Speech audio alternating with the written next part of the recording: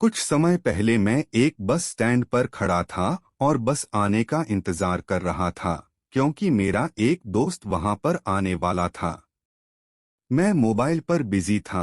अचानक मेरे सामने एक व्यक्ति और उसका छोटा यही 12-13 साल का लड़का मेरे सामने खड़े थे। मैंने पूछा क्या चाहिए अंकल जी। वो बोले बेटा हमें खाना खिला दो, हम पूरे दिन से भूखे हैं। मैंने कहा अंकल जी आप चिंता ना कीजिए, मैं आपको खाना खिला दूंगा, मैं तो फ्री बैठा था। मैंने अंकल से पूछ लिया आप दिन भर भूखे क्यों हो, क्या करते हो। अंकल ने जवाब दिया बेटे हम दिहाड़ी मजदूर हैं, यही बस स्टैंड के पास में एक तरपाल की झोपड़ी बनाकर रहते हैं। इसकी माँ और मैं दिन भर मेहनत करते हैं और खाना खाकर सो जाते हैं। लेकिन इस समय इसकी माँ सरकारी अस्पताल में भर्ती है, उसका इलाज चल रहा है, जिसके कारण मुझे अकेला मजदूरी पर जाना पड़ रहा है। मैंने आज जितने भी पैसे कमाए हैं उसकी दवाई ले लिया है, क्योंकि डॉक्टर ने बाहर से दवाई गोली लाने को कहा था। लेकिन हमारे पास खाने को पैसा नहीं है। यह सब सुनकर मेरी आंखें नम सी हो गई। मैंने अंकल जी से कहा आप चिंता ना कीजिए, मैं आपको और आपके बच्चे को खाना खिला दूंगा। मैंने अंकल जी से कहा चलिए, मैंने होटल की तरफ इशारा करते हुआ कहा आपको खाना खिलाता हूँ। तभी अंकल ने मुझे रोक दिया और कहा नहीं बेटे वहाँ ज्यादा रुपए लगते हैं, आप सरकार की तरफ से 10 रुपए में एक व्यक्ति का खाना मिलता है, हम दोनों को वहाँ खिला दीजिए।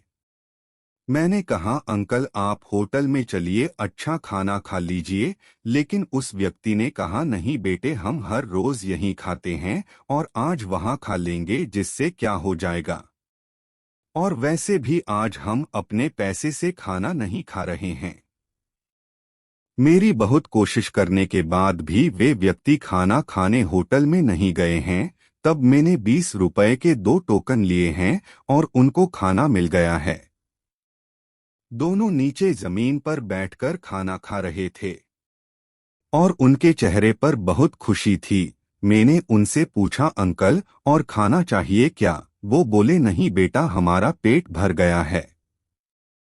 दोनों ने आराम से खाना खा लिया और वो व्यक्ति कहने लगा भगवान तेरा भला करे बेटा। तभी मैंने कहा अंकल आप ये 500 रुपए ले जाइए और आंटी के लिए खाना और दवाई ले लेना।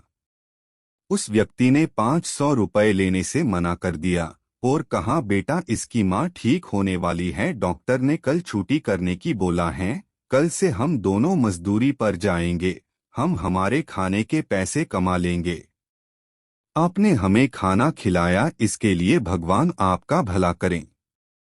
दोस्तों उस समय मेरी आंखों में आंसू आ रहे थे। इतनी मुसीबत होने के बावजूद भी वो व्यक्ति पैसे लेने को तैयार नहीं थे।